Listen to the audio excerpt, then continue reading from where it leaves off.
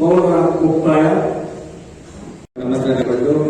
ಅಭಿನವ ಸ್ವಾಮಿಗಳನ್ನು ಹೃದಯ ಮಂದಿರದಲ್ಲಿ ಸ್ಮರಣೆ ಮಾಡಿಕೊಂಡು ಸಿದ್ದು ಬಿಸಿ ಅವರ ನುಡಿ ನಮನ ಕಾರ್ಯಕ್ರಮದಲ್ಲಿ ದಿವ್ಯ ಸಾನ್ನಿಧ್ಯವನ್ನು ಪರಮ ಪೂಜ್ಯರ ಪಾದಗಳಿಗೆ, ಲಿಂಗ ಪಂಡಿತಾರಾಧ್ಯ ಶಿವಾಚಾರ್ಯ ಮಹಾಸ್ವಾಮಿಗಳ ಪಾದಗಳಿಗೆ, ಮಾಧುಲಿಂಗ ಮಹಾರಾಜರ ಪಾದಗಳಿಗೆ, ಕೃಷ್ಣಾನಂದ ಅವಧೂತರ ಪಾದಗಳಿಗೆ ಅನಂತ ಕೋಟಿ ಭಕ್ತಿ ಶರಣಾರ್ಥಿಗಳನ್ನು ಸಲ್ಲಿಸಿ ಇಲ್ಲಿ ಸೇರಿರ್ತಕ್ಕಂಥ ಅವರು ಇವರೆಲ್ಲದೆ ನಮ್ಮ ಆನಂದ ನ್ಯಾಮಗೌಡ ಸರ್ ಅವರನ್ನು ಮಾಡಿಕೊಂಡು ಎಲ್ಲ ಮುಖ್ಯ ಅತಿಥಿಗಳಿಗೆ ಭಕ್ತಿ ಶರಣಾರ್ಥಿಗಳನ್ನು ಸಲ್ಲಿಸಿ, ಎಲ್ಲ ಪತ್ರಿಕಾ ಮಾಧ್ಯಮದವರೇ, ಇಲ್ಲಿ ಸೇರಿರ್ತಕ್ಕಂಥ ಎಲ್ಲ ಶರಣ ಬಂಧುಗಳೇ, ನಿಮ್ಮೆಲ್ಲರಿಗೂ ಶರಣಾರ್ಥಿಗಳು.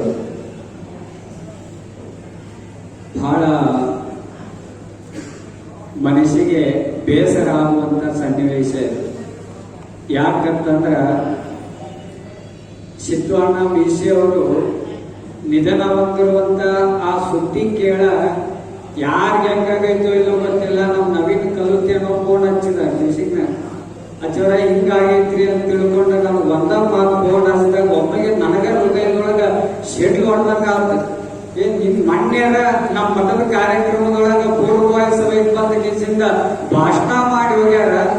ಹಿಂಗೆ ಆತ ಅಂದಾಗ ಒಮ್ಮೆಗೆ ಹೃದಯಘಾತ ಅಂತ ತಿಳ್ಕೊಂಡು ಹೇಳಿದ್ರು. ಬಹಳ ಅಂದ್ರ ಬಹಳ ಬೇಜಾರ ಆಯ್ತು. ನಾ ಬಂದು ಒಂದು ವರ್ಷದೊಳಗ ನನಗ ಅತ್ಯಂತ ಆಪ್ತಿರೊಳಗ ನಿಧನ ಹೊಂದಿದ್ರೊಳಗ ಪ್ರಥಮ ಬಾರಿಗೆ ನನ್ನ ಮನಸ್ಸಿಗೆ ದುಃಖ ಆಗಿರೋ ಸನ್ನಿವೇಶ ಅಂತಂದ್ರ ಅದು ಸಿದ್ದು ಅಣ್ಣ ಮೀಸಿ ಅವರು ತೀರ್ಕೊಂಡಾರ ಅಂತ ತಿಳ್ಕೊಂಡು ಬಹಳ ಅಭಿಮಾನದಿಂದ ಹೇಳಕ್ ಇಚ್ಛಾ ಪಡ್ತಾರೆ. ಯಾಕಂದ್ರೆ ಅವ್ರ ವ್ಯಕ್ತಿತ್ವನ ಅಂತದ್ದು ನೇರ ನುಡಿ. ಅವರು ಇಂದೊಂದು ಮುಂದೆ ಬೆಲ್ಲದಂಗ ಮಾತಾಡಿ ಹೃದಯದೊಳಗೆ ಕತ್ತರಿ ಇಟ್ಕೊಂಡವ್ರಲ್ಲ. ಅವರು ಮುಂದೆ ಚಂದ ಆಕಳ ಮುಖಂಡ ನಮ್ಗೆ ಮಾತಾಡಿ ಇಲ್ಲ ಕತ್ತಿ ಒದಕಿ ಒದೆಯವರಲ್ಲ. ಏನಿರ್ತದ ಅದನ್ನ ನೇರ ನುಡಿ ಮಾತಾಡತಕ್ಕಂಥ ಒಬ್ಬ ವ್ಯಕ್ತಿ ಅದು ನಮ್ಮ ಸಿದ್ದು ಅಣ್ಣ ಮೀಸಿ ಅಂತ ತಿಳ್ಕೊಂಡು ನಾವು ಬಹಳ ಅಭಿಮಾನದಿಂದ ಎಲ್ಲರೂ ಸಹಿತ ಹೇಳಬೇಕಾಗ್ತದ. ಯಾಕಂದ್ರೆ ಅವರು ನಿಧನದೊಳಗೆ ನೋಡಂತ ಹೇಳ್ತಾರೆ. ನಮ್ಮ ಶರಣ ಮರಣವನ್ನು ತಮ್ಮ ನಿಧನದೊಳಗೆ ನೋಡಂತ ಹೇಳ್ತಾರ. ಅವರು ನಿಧನ ಆದಾಗ 8 ಜನ ಸೇರಿದ್ರೆ ನನಗ ಶಾಂತ ನೋಡಿಕೆಸಿಂದ ಅಂಬೇಡ್ಕರ್ ಅವರು ಒಂದು ಮಾತು ಹೇಳ್ತಾರೆ. ಏನ್ ಹೇಳ್ತಾರ? ನಮ್ಮೆಲ್ಲರ ಹುಟ್ಟು ದರಿದ್ರ ಆದ್ರೂ ಕೂಡ ನಮ್ಮೆಲ್ಲರ ಸಾವು ಚರಿತ್ರೆ ಆಗ್ಬೇಕಂತ ಹೇಳ್ಕೊಂಡು ಅಂಬೇಡ್ಕರ್ ಅವರು ಹೇಳ್ತಾರ. ಅವರು ಸಣ್ಣ ವಯಸ್ಸಿನೊಳಗ ಬಡತನದೊಳಗೆ ಹುಟ್ಟಿದ್ರು ಸಹಿತ ಬಹಳ ಕಷ್ಟಪಟ್ಟು ಬೆಳೆದ್ರು ಸಹಿತ ಅವರ ಸಾವು ನಮ್ಮ ಚೌಕಟ್ಟಿ ಒಳಗೆ ಚರಿತ್ರೆ ಆಯ್ತು. ಅಷ್ಟು ಜನ ಅಲ್ಲಿ ಸೇರಿ ನೋಡಿ ಅವರು ನಮ್ಗೆ ಅನ್ನಿಸ್ತದೆ ಮನುಷ್ಯ ಸತ್ತ ಮೇಲೆ ನರಕಕ್ಕೆ ಹೋಗ್ತಾನ ಸ್ವರ್ಗಕ್ಕೆ ಹೋಗ್ತಾನ ಅಂತ ಹೇಳ್ತಾರೆ. ನಿಜವಾದ ಸ್ವರ್ಗ ಅದು ಮ್ಯಾಲೆ ಐತೋ ಬಿಟ್ಟೈತೋ ಅದು ಅಂತ ಗೊತ್ತಿಲ್ಲ.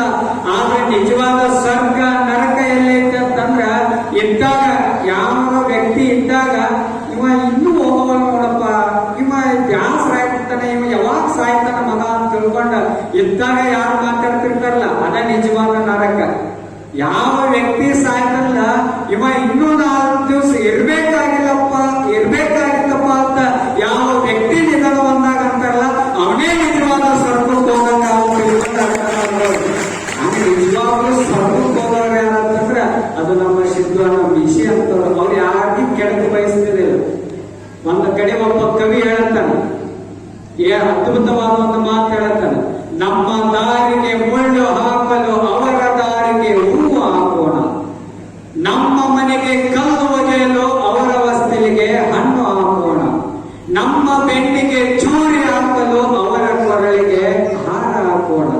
ದ್ವೇಷದಿಂದ ಹೋರಾಡಿ ಒಬ್ಬನನ್ನು ಗೆಲ್ಲುವುದಕ್ಕಿಂತ ಪ್ರೀತಿಯಿಂದ ಸೋತು ಇಡೀ ಜಗತ್ತನ್ನೇ ಗೆಲ್ಲುವುದಂತ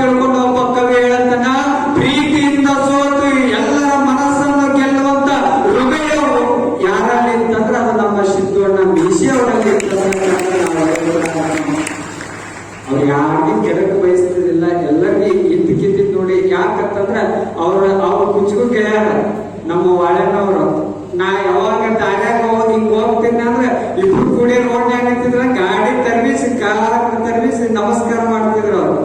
ಒಂದ್ ದಿವಸ ಹಿಂಗ ಹೊಂಟಿದೆ, ನಮ್ಮ ಜಾತ್ರೆ ಮಣ್ಣೆ ಮಾಡಿದ್ದೇವೆ, ಅದು ಒಂದ ಘಟನೆ. ಸುಮ್ ಹೊಂಟಿದೆ ನಾವು, ಅವಾಗ ಅವರು ಇಬ್ರು ಕೂಡ ಚಾ ಅಂಗಡಿ ಚಾ ಕುಡಕತ್ತಿದ್ರಿ. ಮೊಟ್ಟ ಅಜ್ಜವ್ರ ಬಂದಾರ ಅಂತ ತಿಳ್ಕೊಂಡು ನಮ್ಮ ಗಾರ್ ಸರ್ವಿಸ್ ಬಂದ್ ಕೇಸಿಂದ ಅಜ್ಜವ್ರ ನೀವು ಜಾತ್ರೆ ಮಾಡಕತ್ತೀರಿ, ಬಸವ ಜಯಂತಿ ಗಟ್ಟ ಜಾತ್ರೆ ಮಾಡಕತ್ತೀರಿ, ಆ ಜಾತ್ರೆ ಮಾಡಕತ್ತಾಗ ಒಂದು ದಿನದ ಎಕ್ಟ್ರ ಪ್ರಸಾದ ಸೇವೆ ಆಗಲಕ್ಕ ಅದು ನಮ್ದು ಇರಲಕ್ಕ ಅಂತ ತಿಳ್ಕೊಂಡು ಸಿದ್ದರಾಮಯ್ಯ ಅವರು ವಾಯನವ್ರು ಇಬ್ರು ಒಂದ ಮಾತು ಹೇಳಿದ್ರು.